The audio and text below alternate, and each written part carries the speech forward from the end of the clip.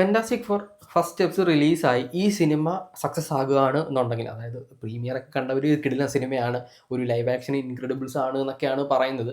അങ്ങനെ success ആകുകയാണെന്നുണ്ടെങ്കിൽ fantastic four എന്ന് പറയുന്ന ആ ഒരു കോമിക്കിന് കിട്ടുന്ന ഒരു ശാപമോക്ഷമായിരിക്കും ഈ സിനിമ. കാരണം എന്താണെന്ന് വെച്ച് കഴിഞ്ഞാൽ, കോമിക്കിൽ ഏറ്റവും കൂടുതൽ ആളുകൾ വായിച്ച ഏറ്റവും പോപ്പുലർ ആയിട്ടുള്ള മാർവലിൻ്റെ ഒരു കോമിക്കൊക്കെയാണ് ഫാന്റാസ്റ്റിക് ഫോർ. പക്ഷേ ഇതൊരു സിനിമ വേൾഡിലേക്ക് വന്ന സമയത്ത് ആദ്യം ഇവർ ഷൂട്ട് ചെയ്ത സിനിമ 1994 ഷൂട്ട് ചെയ്ത സിനിമ റിലീസ് ചെയ്തില്ല, പെട്ടിയിലായിപ്പോയി.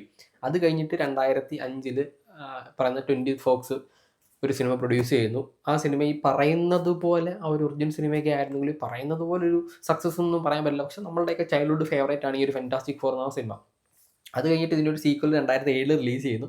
അപ്പം അതോടെ അവർ ആ ഒരു പരിപാടി നിർത്തുന്നു.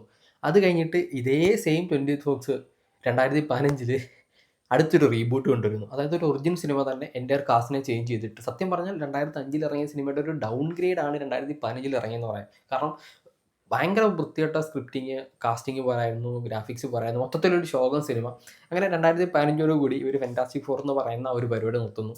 പിന്നെ ഈ പറയുന്ന ഡിസ്നി മാർവലിനെ അക്വയർ ചെയ്യുന്നതും, അങ്ങനെ ഇവർ ഈ ഒരു ഫാന്റാസ്റ്റിക് ഫോർ എന്ന് പറയുന്ന പരിപാടി കൊണ്ടുവരുന്നതും, ഇപ്പോൾ ഈ ഒരു സിനിമ റിലീസ് ആകുന്നതും, ഈ ഒരു സിനിമ ഭയങ്കര സക്സസ് ആകും എന്നാണ് എല്ലാവരും പറയുന്നത്. കാരണം അത്രയും ഒരു നൈസ് സാധനം. ഇപ്പം ഇൻക്രെഡിബിൾസ് നമ്മൾ കണ്ടുള്ള സിനിമയാണ്, അതിൻ്റെ ലൈവ് ആക്ഷൻ അല്ല, അനിമേഷൻ കണ്ടത്. അപ്പം അതിൻ്റെ ഒരു ലൈവ് ആക്ഷൻ വരികയാണെന്നുണ്ടെങ്കിൽ എങ്ങനെയാണോ അതേപോലെയാണ് ഈ സിനിമ എടുത്തു വെച്ചിട്ടുണ്ടെന്ന് പറഞ്ഞിട്ടുണ്ട്. എന്തായാലും സിനിമയുടെ ഫസ്റ്റ് ഷോ കണ്ടിട്ട് നമുക്ക് പറയാം എങ്ങനെയുണ്ട് ഫാന്റാസ്റ്റിക് ഫോർ എന്നുള്ളത്. ആക്ച്വലി എക്സൈറ്റഡ് ആണ് ഞാൻ.